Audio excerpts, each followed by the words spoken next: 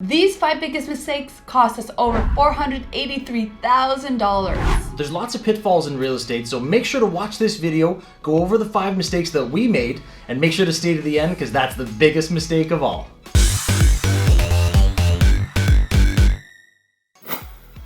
I'm Mel. And I'm Dave. And we're the Investor Couple.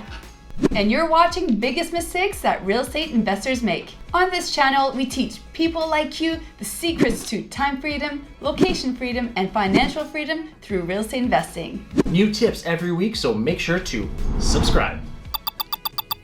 Over the years, we've purchased over 170 units and we've made lots of mistakes. Before we get started, your biggest mistake would be not staying till the end. Number 5 is the biggest. It cost us $359,000. Oh my gosh! The cap rate is calculated by using the net operating income minus your expenses, which lead. Investor Mel and Dave are awesome. I wish they were around when I got started out. Number 1, thinking that it's a scam. Now this mistake held us back for years of buying real estate. The biggest part of this is creative financing. When we first heard about it, we thought this is too good to be true. We thought it was illegal. We thought, yeah, some sort of magic trick that doesn't work, and that held us back because creative financing is a very real tactic and strategy that we utilize on purchasing all our buildings with none of our own money, no joint ventures, no partnerships, solely owned. So don't believe creative financing is a scam. Yes, as soon as we realized that it's not a scam, it is doable, we fast forward our growth, and that's when we bought 12 properties in less than 12 months using none of our own money. And we became limitless because we didn't have to come up with our own money anymore for the deposits. So as beautiful as creative financing is, you still have to have a very solid plan on how you're gonna pay people back their money. Let's go over creative financing so you understand exactly what we mean. Seller financing, owner financing, vendor takeback. These are pretty much all the same thing. It's when the seller participates in financing your deal. Yes, there's other strategies as well. You can use somebody's 401k or RSPs, you can use promissory notes. How did we go from thinking it's a scam to utilizing it every day? We spoke with a lot of real estate investors that had used creative financing and that went bankrupt. So we met with them to learn their biggest mistake, and it all came down to their exit strategy. They didn't know how they were gonna pay those people back because it was all based on things that they couldn't control. Biggest mistake number 2 is not having a proper power team. We divide this up into 2 sections. So first one is our in-house employees, and second is outsourced agencies. Now let's start off with in-house. When we hired in-house, we didn't really do our due diligence. We didn't overly ask for references. We met with people, we were in a rush to get those people hired. Without realizing it, it cost us tens of thousands of dollars. This was money and time wasted, both in A, materials, and B, labor. This added up to a lot of money. Why this happened is because we didn't manage properly. We just assumed people were doing the right job on time in a cost-effective way, which turned out to not be the case. We started realizing that payroll was going up, the number of team members we had was going up, the amount of money we were spending on repairs was increasing, but things weren't getting done. So that's when we realized, wait a second, you gotta follow your gut as an employer when it comes to that. It just didn't make sense. Think about it. Payroll goes up and productivity goes down. That doesn't make any sense. There's an issue. Now let's start with our external team. First up to bat, realtors.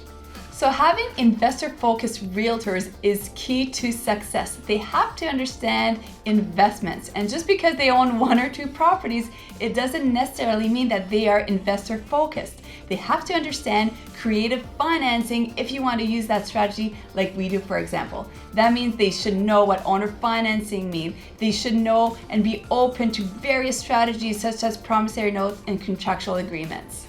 Next up, mortgage brokers and financing. We had to say goodbye to some financial institutions because they would not allow us to do creative financing. Same thing with mortgage brokers. Sometimes they'll tell you it can't be done, which is not true, or they'll say this doesn't work here, no one does it here, which again is not true. You're bang on, Dave. Don't let a no or a couple no's stop you from taking action. Just because they aren't necessarily investor focused, again, it doesn't mean that it can't be done. Biggest mistakes, okay? So, everyone, I hope that is very clear. I hope you guys learned your lesson from us. And are there any comments, questions, or concerns? Are you enjoying the video so far? If so, give us a like. Yes. Biggest mistake number 3, thinking too small. Now, there's 2 ways we did this. The first one was being intimidated by bigger buildings, and the second one was thinking we had to take our time and slow things down and only maybe buy 1 or 2 a year. If you're thinking too small, don't fool yourself. This is costing you money. While you're thinking small, other people are taking massive action, taking big steps, thinking big, and achieving big successes as well. I still remember the 12-plex we went to visit, and we were so intimidated by the fact that there were 12 units, and the biggest in our portfolio at that time, I think, was a duplex or a triplex. Yeah, it's almost like we were just intimidated. Maybe we didn't have that self-confidence yet, and we didn't purchase it. And again, looking back, if we would have just had that confidence or just taken that leap of faith, how much money would we have made off that property? Tens of thousands of dollars. Now that we've learned to think big, when that building comes up on the market again, we are gonna snatch it up.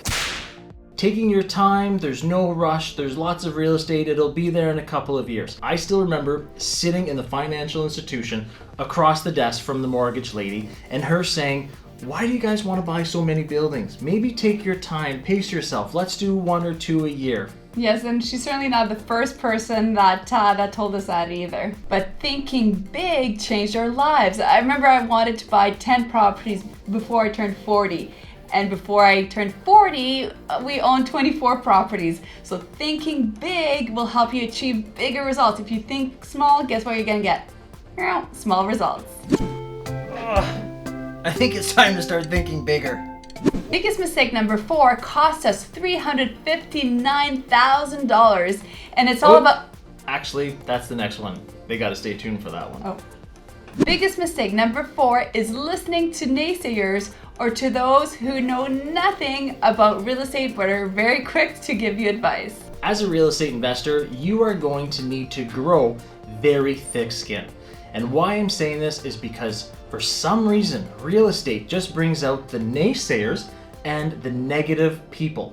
Yes, this absolutely slowed us down once again because we took it very personally. Everybody would tell us, "Oh, why do you want to do this? Why do you want to own so many properties? You're growing too quickly. What about those midnight calls of plunging toilets and hell tenants?" You need to just brush these naysayers off.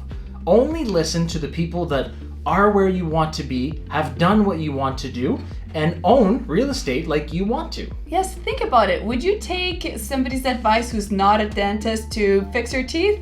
No, you want to go to somebody who specializes in what you do. Why are you letting yourself being convinced by somebody who doesn't own a large portfolio? It doesn't make sense. So leave those naysayers aside and listen to people highly more successful than you are because they're going to tell you to go for it. I want you to remember these 2 faces the first time that you hear someone say, "I know a guy that went bankrupt. I know a lady who had hell tenants and just wanted to sell everything." You're going to get those stories, and remember these 2 mugshots. Be polite, let them talk, but don't listen to them. Dave, check out this deal. Real estate's a bad idea. My coworkers, neighbors, uncle's daughter's friend told me that real estate is not good.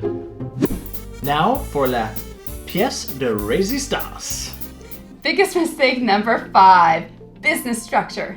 Now the story behind the $359,000 mistake.